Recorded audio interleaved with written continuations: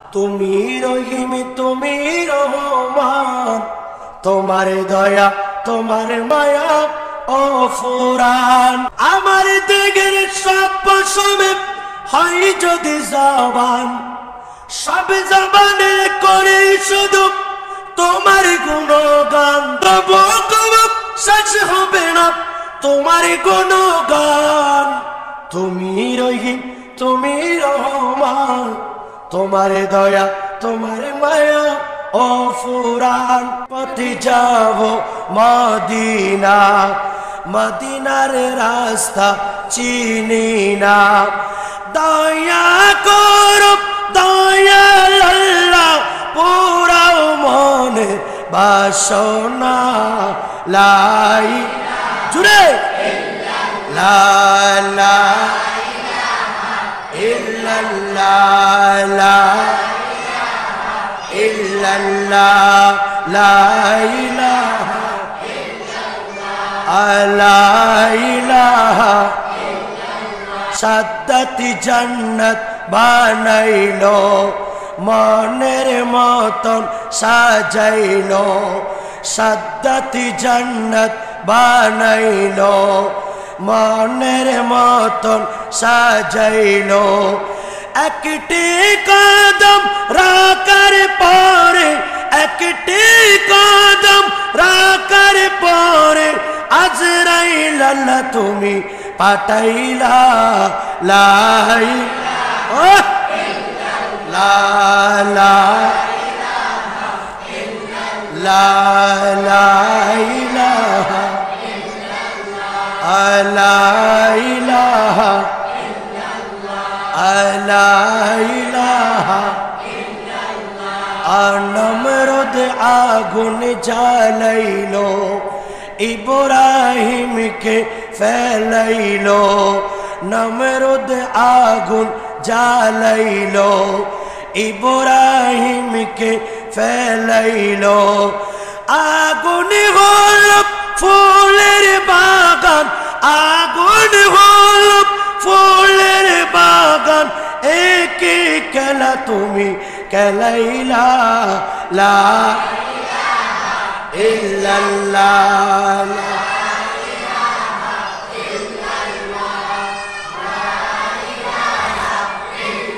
লা লা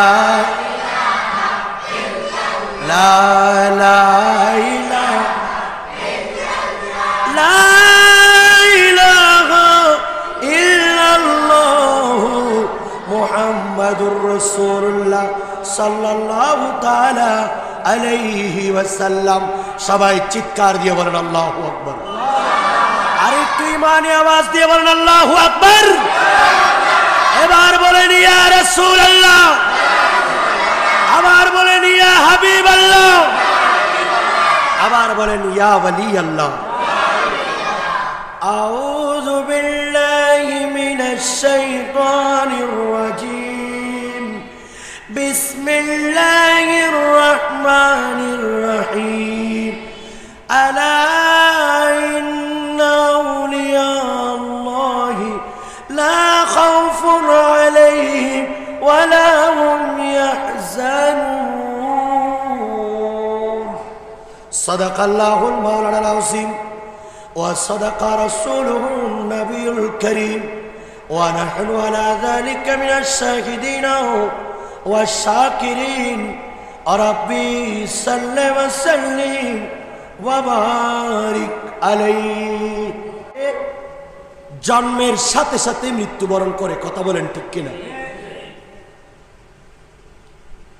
আবার কিছু মানুষ 5 বছর 10 বছর এভাবে যেতে যেতে সর্বোচ্চ বাংলাদেশের পরিসংখ্যান অনুযায়ী আপনার বয়সের গড় 60.00 অথবা 0.6%। একজন মানুষ বর্তমানে বাঁচার জন্য তার সর্বোচ্চ হায়াতের বাজেট 66 বছর অথবা 7 বছর। এর ভিতরেই মানুষকে বিভিন্ন রোগ এমন ভাবে ধরে ফেলেছে। জিবরিল আলাইহিস সালাতু ওয়াস সালাম আল্লাহর এত বড় একজন ফেরেশতা, ওনাকে সেই দায়িত্ব দেওয়া হয় নাই। হযরতে মালাকুল মউত আলাইহিস সালাতু ওয়াস সালাম ওনাকে মানব জাতির রূহ কবজ করার জন্য আল্লাহ দায়িত্বটা দিয়েছেন। সুবহানাল্লাহ বলেন। উনি বললেন, আল্লাহ আমাকে যে এত বড় আপনি একটা দায়িত্ব দিচ্ছেন, আপনার বান্দা যারা আছে এরা তো আমাকে দোষারোপ করবে। আজরাইল আমার জান কবজ করেছে, আমাকে তুহমত দিবে, আমার নামে খারাপ কথা বলবে। আল্লাহ বলেন, আজরাইল চিন্তা করিও না, পারমিশন আমার। আমি আল্লাহ মানুষকে মৃত্যুর আগে এমন কিছু কারিনা দিব, এমন কিছু রোগ দিব, এমন কিছু আমি ঘটনা ঘটাবো যেই কারণে সেই বলতে বাধ্য হবে মানুষটা অ্যাক্সিডেন্টে মারা গেছে, মানুষটা ডায়াবেটিসে মারা গেছে, মানুষটা হার্টের রোগে মারা গেছে। ঠিক কিনা বলেন? অনেক মানুষ আমরা ঘুমন্ত থাকি, এখানে অনেক মানুষ আছেন যাদের ভিতরে অনেক বড় বড় রোগ হয়েছে, কিন্তু আমরা জানি না। এই মালাকুল মউত প্রত্যেক দিন দৈনিক 5 বার আমার আপনার সাথে মুসাফাহা করছে। আল্লাহর নবীর দরবারে আম্মা জান আয়েশা সিদ্দিকা সবাই পড়েন রাদিয়াল্লাহু তাআলা আনহা। উনি আরজ করলেন, ইয়া রাসূলুল্লাহ, ইয়া হাবিবাল্লাহ, এমন এক মানুষ, এমন এক ব্যক্তি যে কখনো যুদ্ধের ময়দানে যায় নাই, যে ব্যক্তি যুদ্ধের ময়দানে গিয়ে শহীদ হয় নাই, যুদ্ধ করেন নাই, কিন্তু শাহাদাতের মাকাম দান করবেন, এরকম কেউ আছেন? নবীজি বলছেন, হ্যাঁ, আমার উম্মতের মধ্যে ওই ব্যক্তি আল্লাহ তাকে শাহাদাতের মাকাম দিবেন যেই ব্যক্তি দৈনিক 20 বার মৃত্যুর কথা স্মরণ করবে। বাবা কয়বার? এই মৃত্যুর কথা যদি আপনি স্মরণ করেন তাহলে এই হায়াতটা আমাদের তুচ্ছ মনে হবে, আর আমরা সবাই আখিরাতের দিকে ধাবিত হব। সুবহানাল্লাহ। আল্লাহ বলেন, আল্লাযী খালাকাল মাউতা ওয়াল হায়াতা লিয়াবলুয়াকুম আইয়ুকুম আহসানু আমালা। আমি তোমাদেরকে মওত এবং হায়াত সৃষ্টি করেছি তোমাদেরকে পরীক্ষা করার জন্য। এই যে মাঝখানে যে 5 বছর, 10 বছর, 50 বছর পেয়েছো, এই হায়াতের মধ্যে তুমি উত্তম উত্তম কি আমল করেছো, আমার জন্য কি নিয়ে এসেছো, আমি শুধু এটা পরীক্ষা করার জন্য তোমাদের মাঝখানে হায়াত এবং মওত এটা দিয়েছি। সুবহানাল্লাহ। আল্লাহর নবী বলেন, উম্মত, আল্লাহ কিয়ামতের ময়দানে মানুষের যখন বিচার আচার আল্লাহ সম্পন্ন করবেন, আল্লাহ রাব্বুল আলামিন হাসরের ময়দানে আল্লাহ যখন বিচার করবেন, এমন সময় আল্লাহ দুটো রেওয়ায়ত, এক রেওয়ায়ত আল্লাহ ইসরাফিল আলাইহিস সালাতু ওয়াস সালামকে ডাকবেন। কাকে? যিনি কিয়ামত পর্যন্ত সিংহায় ফুৎকার দেওয়ার জন্য বসে রয়েছে। 4 জন বড় বড় ফেরেশতার মধ্যে একজনের ডিউটি হচ্ছে একটা সিংহা নিয়ে বসে থাকা। আল্লাহ যখন হুকুম দিবে সেই সময় একটা ফুৎকারের মাধ্যমে আল্লাহ দুনিয়া ধ্বংস করে দিবেন। সুবহানাল্লাহ বলেন।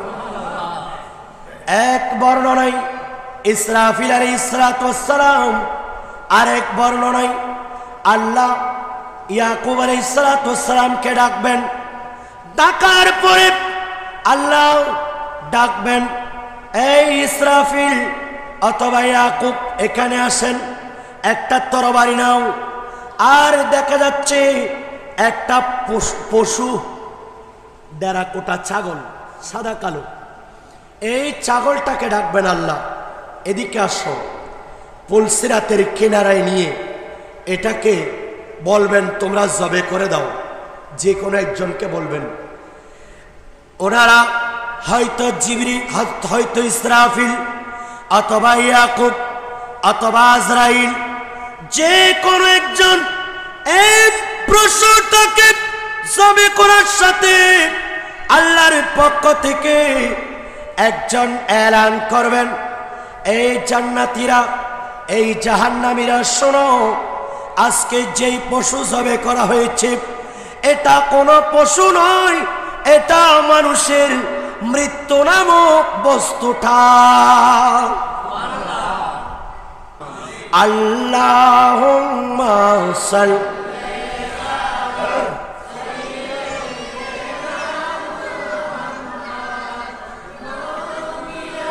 না শাফিনা বন জঙ্গলের বাপ হরিণে চিনিল দয়ার নবীকে, মানবী হয়ে চিনলি না তুই, দুঃখ রইল মনেতে। আল্লাহ জুড়ে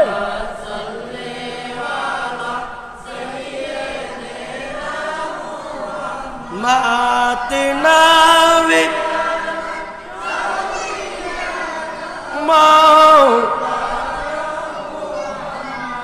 সুবহানাল্লাহ বলেন। সেই দিন ঘোষণা করা হবে আজকে থেকে আর কোনো মৃত্যু নাই, মৃত্যু এখানেই শেষ। আজকে থেকে এমন এক জীবন শুরু হবে যেটার স্থায়ী হবে আবাদুল আবাদ। ও জান্নাতি, যারা জান্নাতে গিয়েছো তোমরা শুনে রাখো, এই জান্নাতে তোমরা চিরস্থায়ী। আর এই জাহান্নামী যারা আছো তোমরাও শুনে রাখো, কাফের মুশরিক তোমরা আবাদুল আবাদ জাহান্নামের মধ্যে জ্বলন্ত থাকবে। নাউজুবিল্লাহ বলেন। আল্লাহর নবী বলেন, উম্মত এমন এক জাহান্নাম, যে জাহান্নামের মধ্যে আল্লাহ কাফের মুশরিক মুনাফিক যারা আছে এদেরকে চিরস্থায়ীভাবে দিয়ে দিবেন। আর যারা ইমানদার, কালিমা পড়েছে, নবীর উপর ঈমান এনেছে, যারা আল্লাহর ওয়াহদানিয়তে বিশ্বাস করে, যাদের জবান দিয়ে কালিমা উচ্চারিত হয়েছে, তারা যদিও বা গুনাহ করে, গুনার পর তাদেরকে আবার নির্দিষ্ট স্থান জাহান্নামে শাস্তি ভোগ করার পর নবীদের শাফাত, আউলিয়ায়ে কেরামের শাফাত অথবা ঈমানদারের শাফাতের কারণে আল্লাহ ওনাদেরকে মুক্তি দিবেন। সুবহানাল্লাহ। তিনটা বর্ণনা আছে যে আম্বিয়ায়ে কেরাম সেই দিন শাফাত করবেন, অথবা সালিহিন আল্লাহর ওলি যারা আছেন ওনারা নবীর পরে সুপারিশ করার পারমিশন পাবেন। শুধু তাই নয়, একজন মুমিন, এমনকি একজন হাফেজে কোরআন, একজন আলেম, ইনি যদি হকের উপর থাকেন উনিও আল্লাহর দরবারে ওনার পরিবারের জন্য সুপারিশ করতে পারবেন।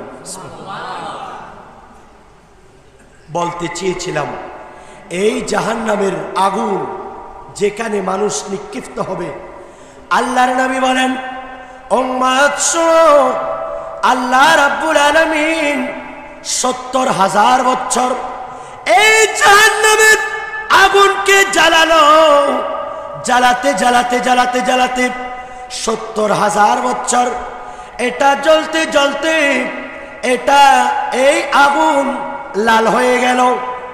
আগুন জ্বালাতে জ্বালাতে এটা কি হয়ে যায়? লাল হয়ে গেল। আবার আল্লাহ ৭০,০০০ বছর এটাকে আল্লাহ জ্বালালেন, এটা জ্বলতে জ্বলতে জ্বলতে জ্বলতে লাল থেকে সাদা হলো।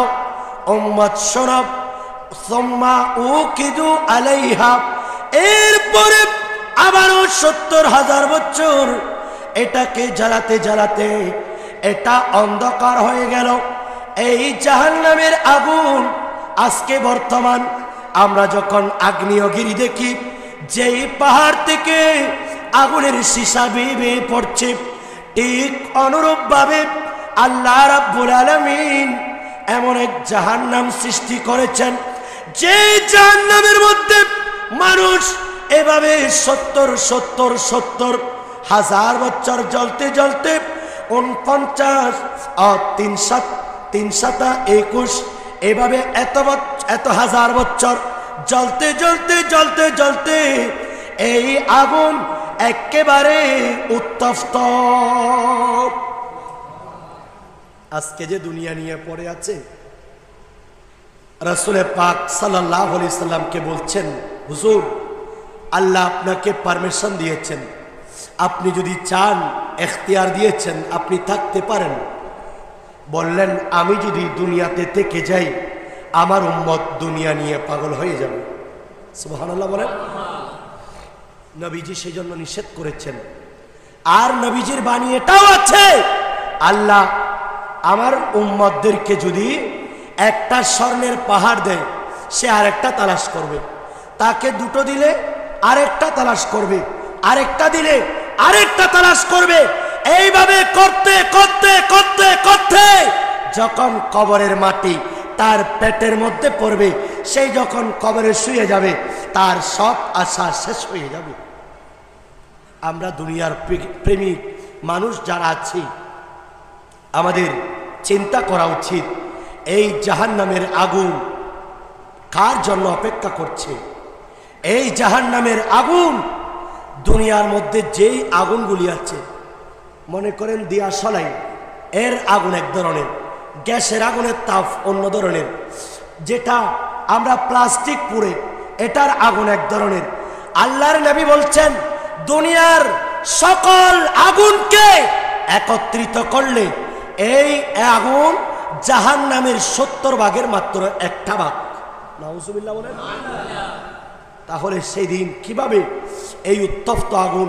শুধু তাই নয়, নবীজি বলছেন উম্মত এমন এক জায়গায় জাহান্নাম, যেই জাহান্নামের চতুর্দিকে বেষ্টনী, এক একটা দেওয়াল দিয়ে ঘেরাও করা, আর এই দেওয়ালগুলি এক একটা পার হতে 70 বছর লেগে যাবে। এত মোটা কি জন্য করলেন? নবীজি বলছেন যাতে এই হাজার হাজার বছর জ্বলন্ত আগুনের কারণে যাতে দেওয়াল ফেটে না যায়, সেজন্য জাহান্নামীদের জন্য প্রস্তুত করা হয়েছে।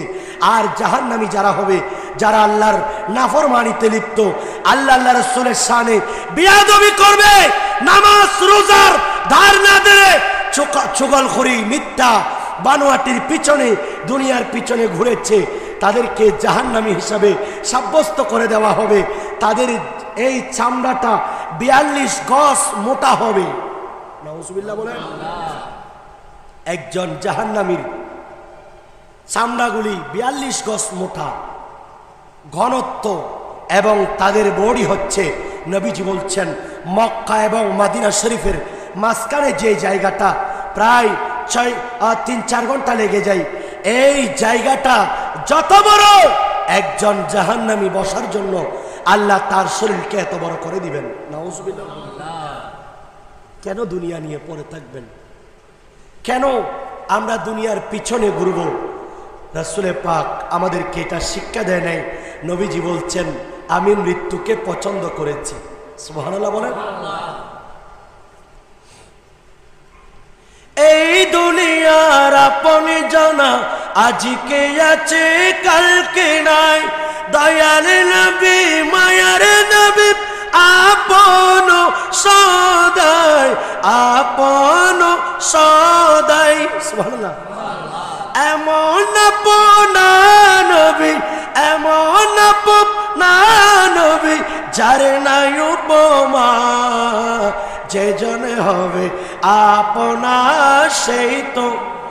একটু বলেন কারে লাগিয়া কান্দরে মন, কারে লাগিয়া, কারে লাগিয়া কান্দরে মন, জুড়ে জুড়ে।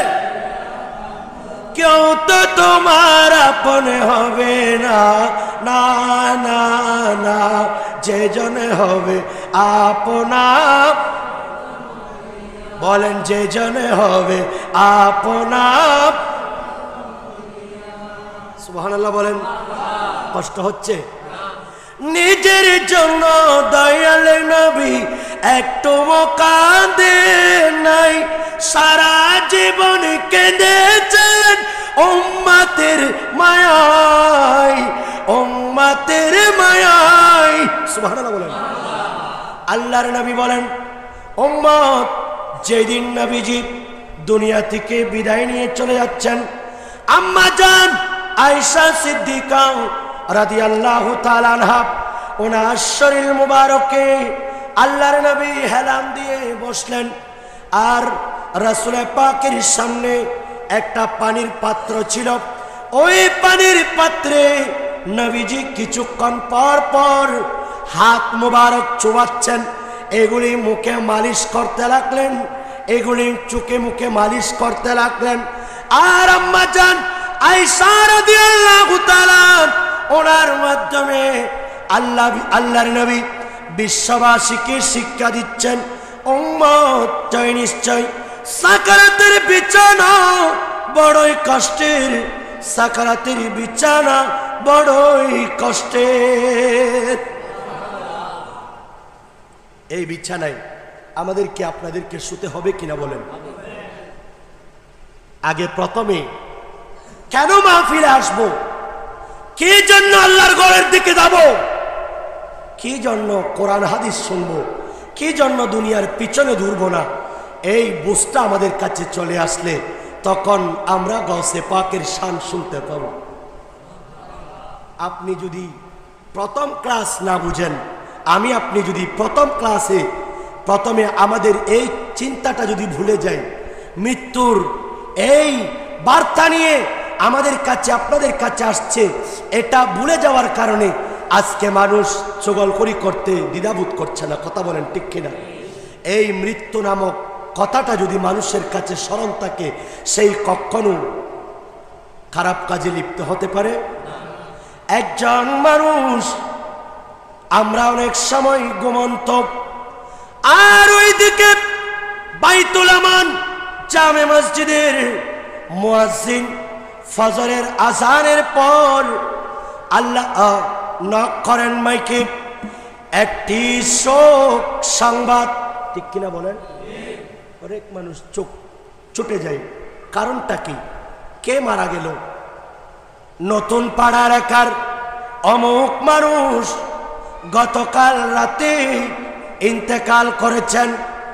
এই কথা যখন আমাদের কানে আসে, আমরা সবাই একটা আল্লাহর 30 পারা কালাম থেকে একটা আয়াতে কারিমা আমরা তিলাওয়াত করি, ইন্না লিল্লাহি ওয়া ইন্না ইলাইহি রাজিউন।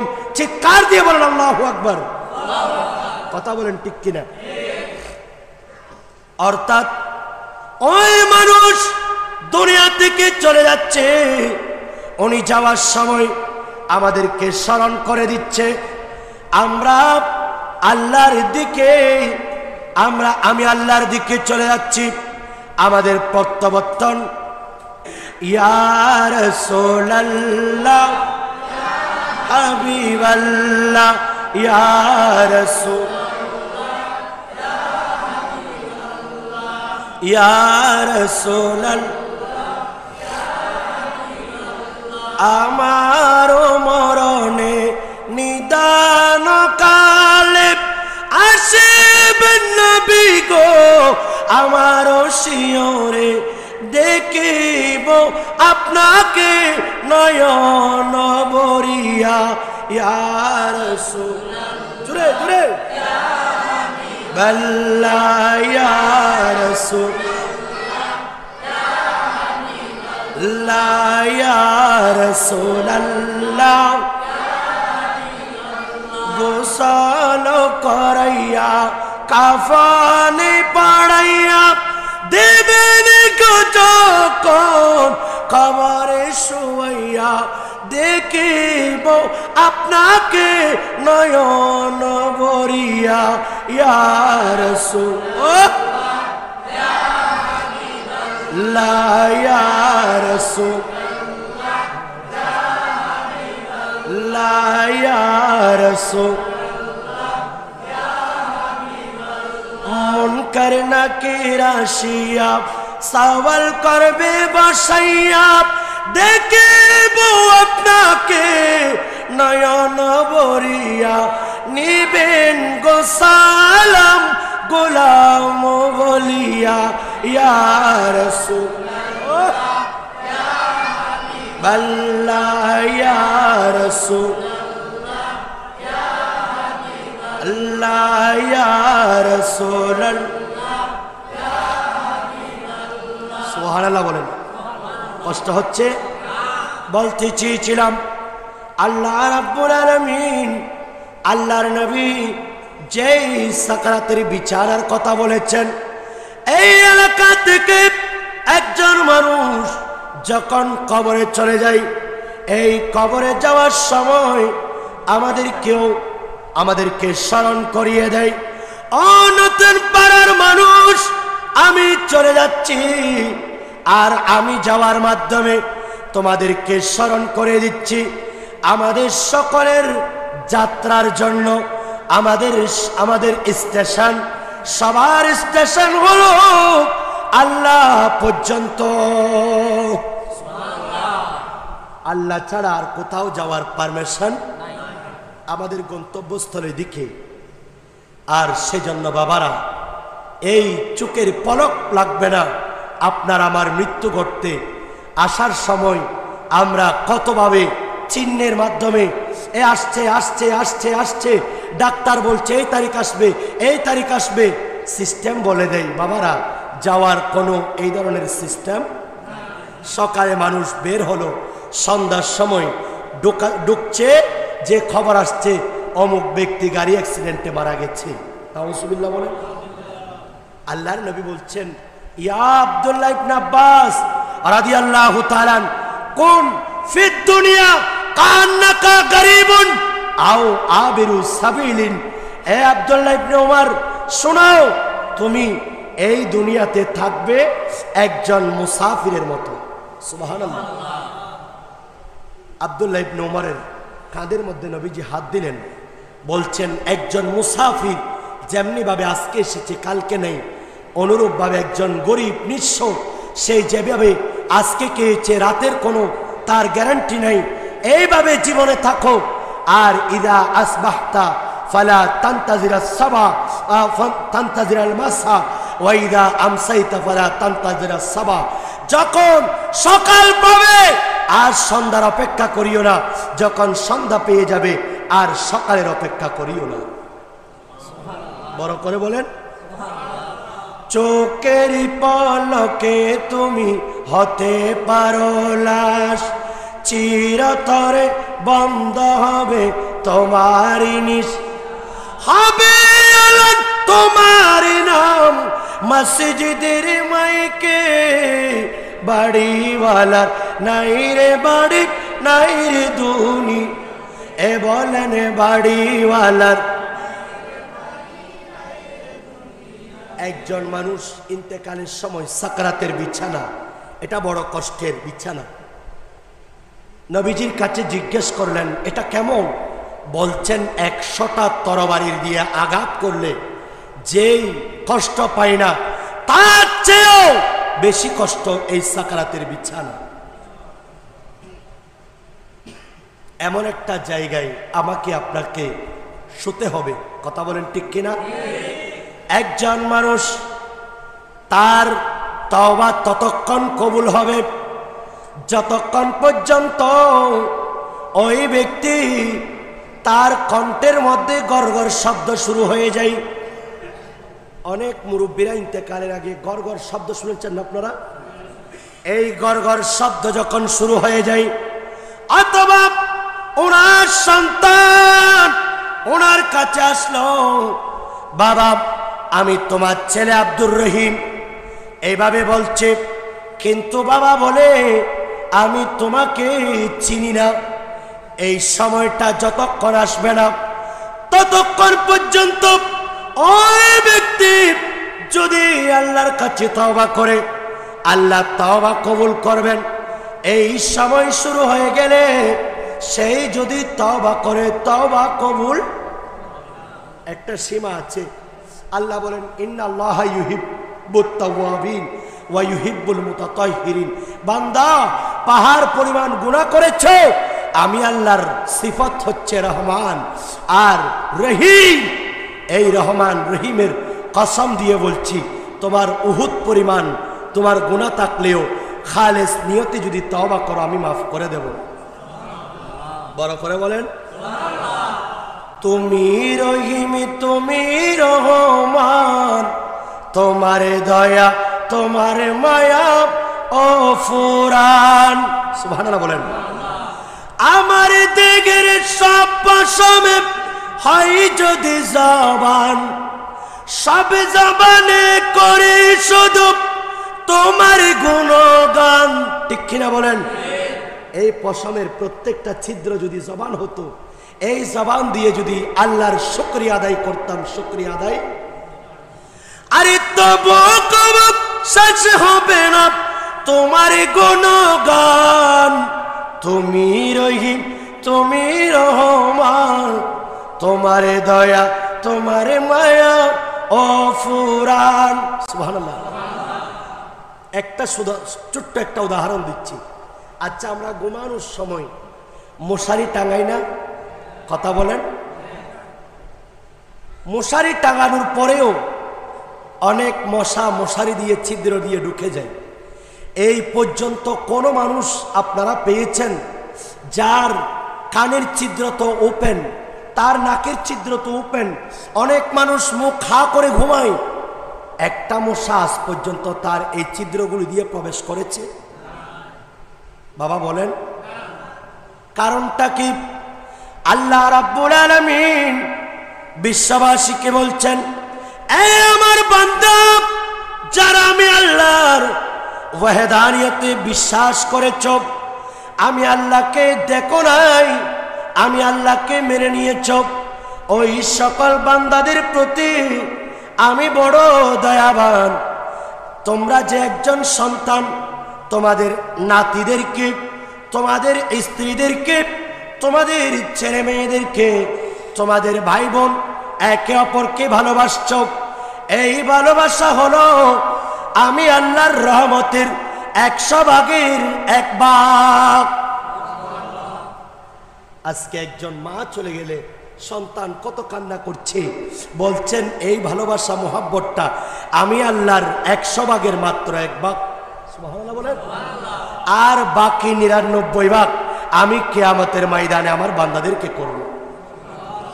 সুবহানাল্লাহ বলেন।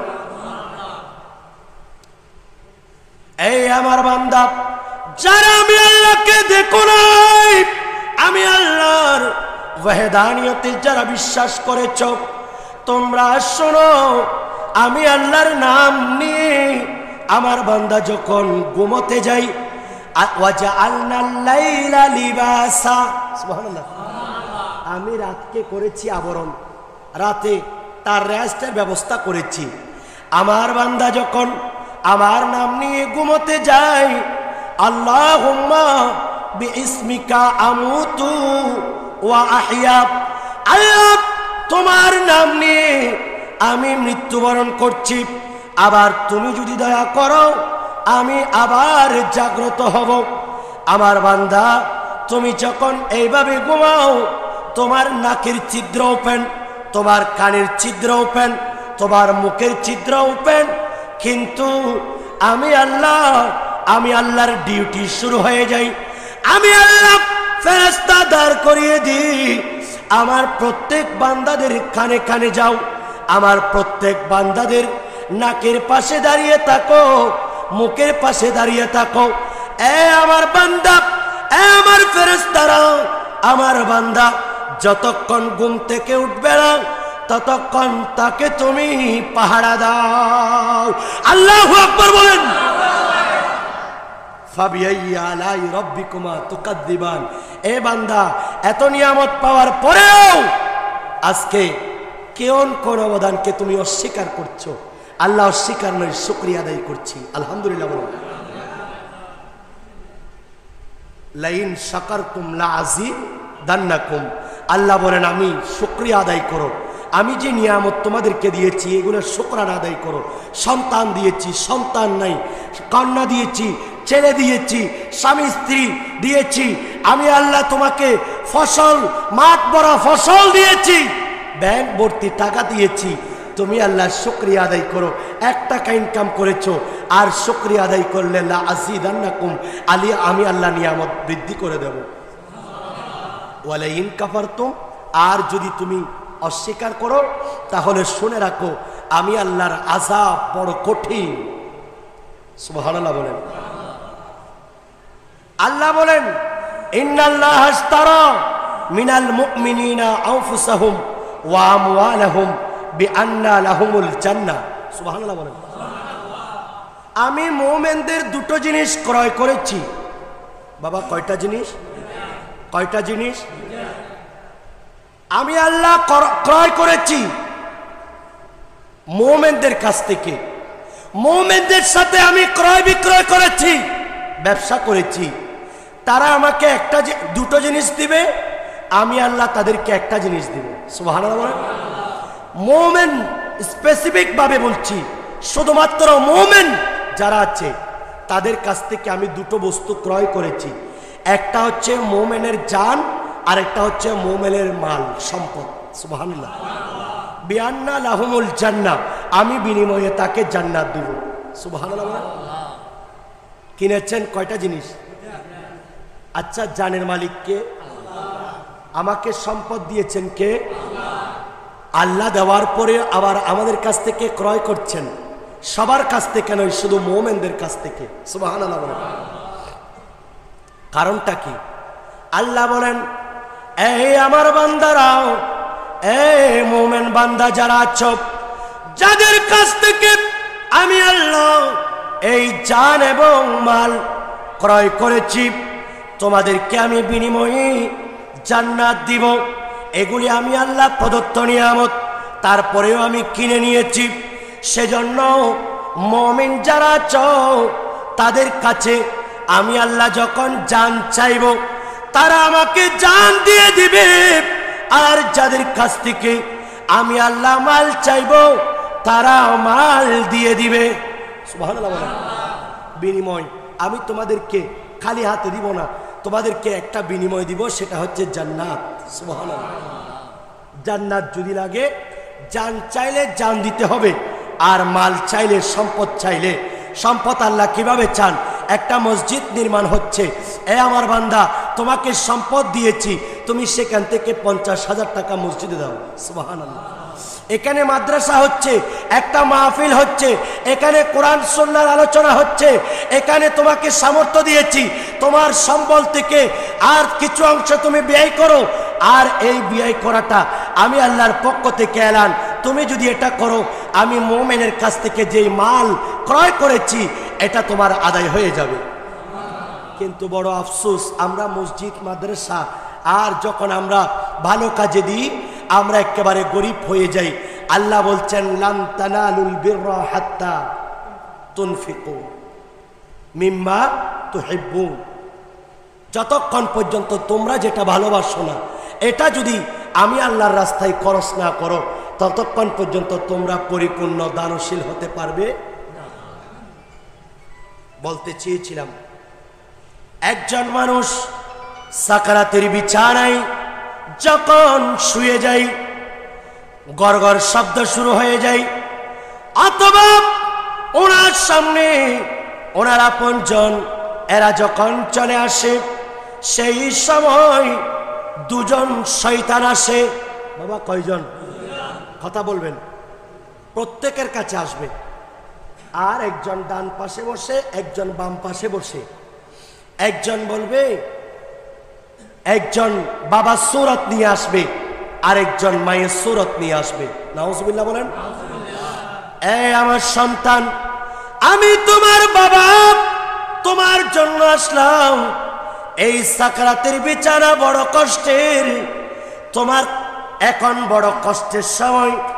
আমি বাবা তোমার পূর্বে আমি কবরে চলে গেলেও আমি তোমাকে সহযোগিতা করার জন্য এসেছি। আমি তোমার বাবা, তোমার জন্য মাথার ঘাম পায়ে ফেলে আমি মেহনত করে টাকা ইনকাম করে তোমাকে বড় করেছি। এই আমার বাবা, এই মুহূর্তে তুমি ইসলাম ধর্ম ত্যাগ করে তুমি খ্রিস্টান ধর্ম কবুল করো, নাউজুবিল্লাহ। চিৎকার দিয়ে বলেন নাউজুবিল্লাহ।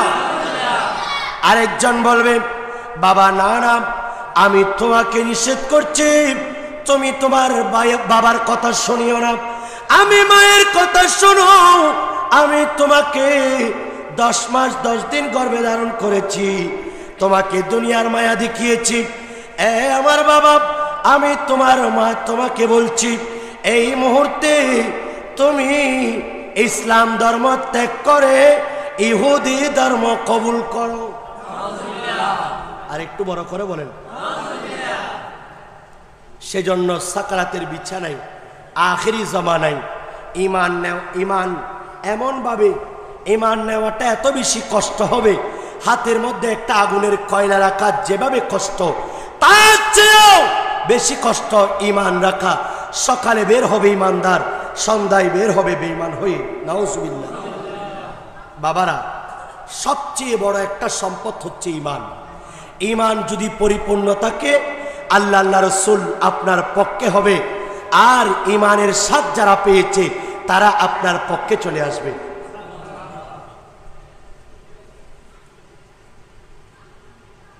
রব্বানা হাবলানা মিন লাদুনকা রাহমা ইন্নাকা আনতাল ওয়াহাব।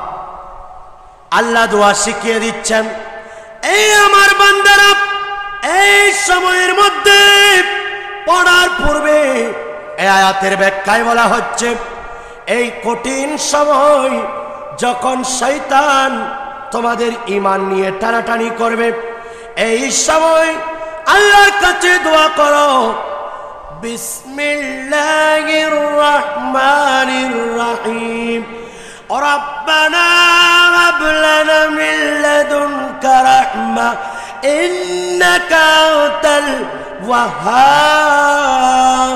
সুবহানাল্লাহ। আল্লাহ তোমার পক্ষ থেকে একজন সাহায্যকারী আমাদের জন্য পৌঁছায়া দাও। সুবহানাল্লাহ। এভাবে রব্বানা হাব লানা মিন লাদুনকা রাহমা, আল্লাহর রহমতের একটা সাহায্য তোমার পক্ষ থেকে আমাদেরকে দান করো, আপনি বড় সাহায্যকারী। এভাবে আল্লাহর কাছে দোয়া করো। এই আয়াতের ব্যাখ্যায় মুফাসসিরিন কেরাম বলছেন, হয়তো ওই ব্যক্তির সাকারাতের বিছানায় হয়তো নবী চলে আসবে, অথবা আল্লাহর ওলি চলে আসবে, অথবা আপন পীর ও মুর্শিদ চলে আসবে।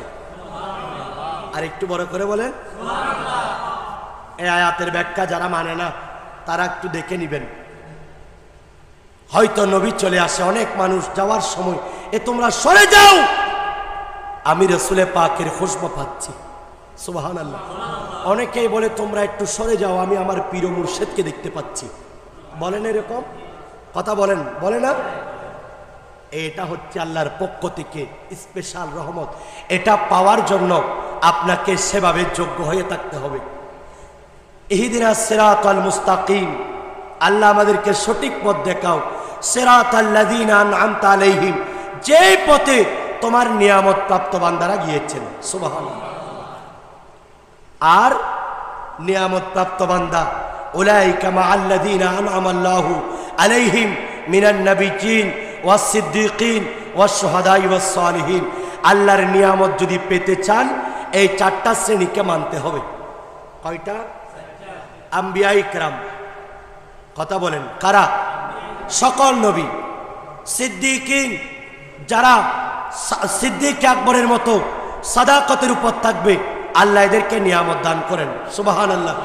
শুহাদায়ে কেরাম, যারা দ্বীন ইসলামের জন্য, আকায়েদ আহলে সুন্নাতের জন্য শহীদ হয়েছেন, এদের উপর আল্লাহর নিয়ামত। আরেক শ্রেণীর নাম হচ্ছে আল্লাহর ওলি, অর্থাৎ গাউসে পাকের মতো আল্লাহর ওলিদের জন্য। সুবহানাল্লাহ। এই 4 প্রকার যারা মানবেন আল্লাহর নিয়ামত তারা পাবেন। আচ্ছা, ইসলাম কি? এটা কি আমরা আমাদের বাপদাদার মাধ্যমে পেয়েছি? ইসলাম প্রচার করার জন্য এখানে কি কোনো নবী এসেছেন? কথা বলেন। কোনো সাহাবী এসেছেন? কোনো তাবেঈন? কোনো তাবে তাবেঈন? কাউকে আমরা দেখি নাই, কাউকে আমরা পাই নাই। সেই দিন মদিনায়ে মুনাওয়ারা থেকে সুফি ভিত্তিক ইসলাম, যেটা আল্লাহর ওলিরা শিক্ষা দিয়েছেন, ওনারা সৌদি আরব থেকে আল্লাহর মাহবুব নবীর দরবার মদিনায়ে মুনাওয়ারা থেকে, আল্লাহর ঘর খানে কাবা থেকে, সেখান থেকে যে ইসলাম নিয়ে এসেছেন, ওনারা বিভিন্ন জায়গায় সফর করেছেন, ব্যবসার উদ্দেশ্যে ভ্রমণ করেছেন, এখানে মানুষকে ইসলামের আদর্শগুলি দেখিয়ে মানুষকে ইসলামের দাওয়াত দিয়েছেন। চট্টগ্রাম আবাদ হয়েছে হযরতে বদর শাহ আউলিয়া রহমতুল্লাহ আলাইহি চেরাগি পাহাড় এমন এক জায়গায় আসলেন যেখানে জিনের বসত বাড়ি। এই জিনের সম্প্রদায় শুধুমাত্র একটা জায়গা যাও, যেখানে আমি জায়নামাজটা বিছিয়ে একটু আল্লাহর ইবাদত করব, চটি বিছিয়ে একটা চটি জ্বালাবো, বাতি জ্বালাবো। এখানে বসে বসে উনি একটা বাতি জ্বালিয়ে আল্লাহর জিকির করছেন। আর বদর শাহ আউলিয়া রহমতুল্লাহ আলাইহি একটা জায়নামাজের জায়গা থেকে আজকে চট্টগ্রাম আবাদ করে দিলেন। আল্লাহর ওলিদের ক্ষমতা কেউ অস্বীকার করতে পারবে না। আল্লাহ বলেন, আলা ইন্না আউলিয়া আল্লাহি লা খাউফুন আলাইহিম ওয়ালা হুম ইয়াহজানুন। সুবহানাল্লাহ। ওনাদের মধ্যে ফার্স্ট ক্লাস যিনি এই আল্লাহর নবীর পরে ভেলায়েতের ক্ষমতা মাওলা আলীর মাধ্যমে যিনি পেয়েছেন, আজকে ওনার জিকির করছেন আপনারা। সুবহানাল্লাহ। ওনার জিকির এমন একটা জিকির ছিল, এই জিকিরে গাউসে পাক রাদিয়াল্লাহু তাআলা যখন ওয়াজ করতেন, ওনার এই মজলিসে আল্লাহর বড় বড় ওলিরা বসে বসে এখানে বেহুশ হয়ে যেতেন। সুবহানাল্লাহ। আমার গাউসে পাকের নামে জপিলে আল্লাহ পাওয়া যায়। সুবহানাল্লাহ। বাবা শিরিক হবে? একটু কথা বলেন, কিভাবে হবে না? রাসূল পাক সাল্লাল্লাহু আলাইহি ওয়াসাল্লাম সহিহ বুখারীতে এটা বর্ণনা করেছেন, ওয়ালাইন ইস্তাআযানি লা উঈদান্নাহু।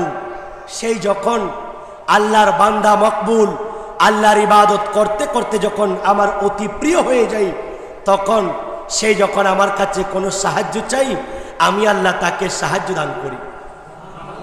তো গাউসে পাকের ক্ষমতা এটা ওনার ব্যক্তিগত নয়, বরং আল্লাহ কর্তৃক প্রদত্ত। নবী করিম সাল্লাল্লাহু আলাইহি সাল্লামের নির্দেশিত পথে মতে জীবন চলেছেন, সেই জন্য আজকে উনি গাউসে পাক হয়েছেন। আর উনি বলছেন, আজকে তো অনেকে আল্লাহর ওলির কারামত মানতে অস্বীকার। এই ওলির কারামত হচ্ছে আল্লামা সাআদউদ্দিন তাফতাজানি রহমতুল্লাহ আলাইহি, উনি বলছেন যে এই কারামত যারা আজকে অস্বীকার করছে, আল ওয়ালিয়ু হুয়াল আরিফু বিল্লাহি তাআলা ওয়া সিফাতিহি হাসবি মা ইয়াকুনুল মাওয়াজিব আলা তাআতিল মুজতানাবি আনিল মাআসি ওয়াল মারাদি ওয়া আনিল ইনহিমাক ফি লাযাতি ওয়াশ শাহাওয়াত। সুবহানাল্লাহ বলেন। ওলি হচ্ছেন উনি যিনি আল্লাহর প্রকৃত পরিচয় পেয়েছেন। সুবহানাল্লাহ। শুধু তাই নয়, আল্লাহর সমস্ত সিফাতের উপর যিনি ঈমান আনয়ন করেছেন এবং আল্লাহর যেগুলি নির্দেশ এগুলি অক্ষরে অক্ষরে পালন করেছেন, আল্লাহর নিষিদ্ধ কাজ থেকে যিনি বিরত থাকতে পেরেছেন, আল্লাহ ওলিকে ওয়ালায়াতের মাকাম দিয়েছেন। বড় করে বলেন। এবং যারা দুনিয়াবি শাহাওয়াত থেকে, দুনিয়াবি লোভ লালসা থেকে যারা মুক্ত ছিলেন, ওনারাই আল্লাহর ওলি। সুবহানাল্লাহ।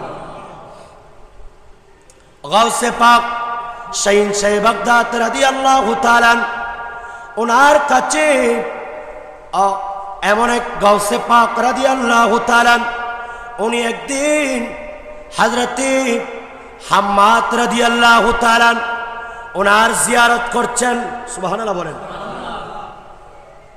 হাম্মাদ রাদিয়াল্লাহু তাআলা উনিও ছিলেন এই ওনার ক্যাটাগরির একজন, ওনার যুগের একজন বলি।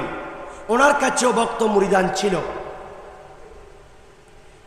প্রত্যেক যুগে যুগে একজন পীর ও মুর্শিদ ওনারা অনুসরণ করেছেন। যেমন ইমামে আজম বলছেন, আমি নোমান যদি আমার পীর ও মুর্শিদের কাছে সান্নিধ্যে 2 বছর না থাকতাম, আমি নোমান ধ্বংস হয়ে যেতাম। সুবহানাল্লাহ বলেন।